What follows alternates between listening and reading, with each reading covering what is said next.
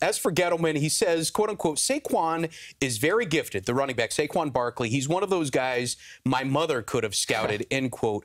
Are you buying his man crush on Barkley, or is this a smokescreen? No, I mean, I think it's legitimate that he is that talented and that his mother could have scouted him. Because, listen, you turn on the Is film. his mother a scout? That's actually the bigger question. We need to get to the bottom of that. But, no, I mean, the guy is phenomenally talented. I mean, I'm someone who does not think they should take Saquon Barkley. And even I'll concede he's probably going to be a perennial Pro Bowler. I mean, he's supremely talented. The question really becomes a running back at number 2.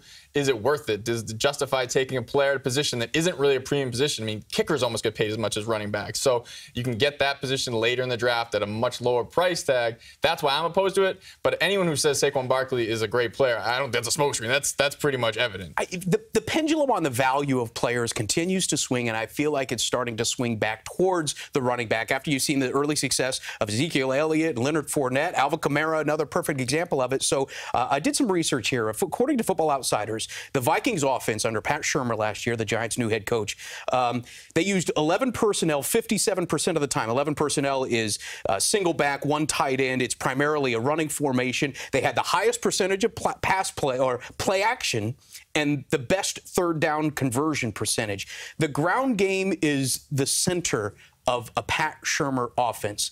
Does that shine any light on what they might be thinking? Well, I mean, you do need to have a good running back, and Pat Shurmur's had them throughout his career as, a position coach and offensive coordinator, head coach. He's always had good running backs, but the question still becomes, do you need to get him at number 2? Because even Minnesota last year, they had Dalvin Cook, second-round pick. He was a great player. He goes down early, and then it's, Jerick McKinnon and Latavius Murray, kind of just retreads that you still plugged in and were effective with. And that's the thing about this draft. It's very deep at running back. So could you pass on Barkley and still get a very good running back in the second round? They have 2 third-round picks.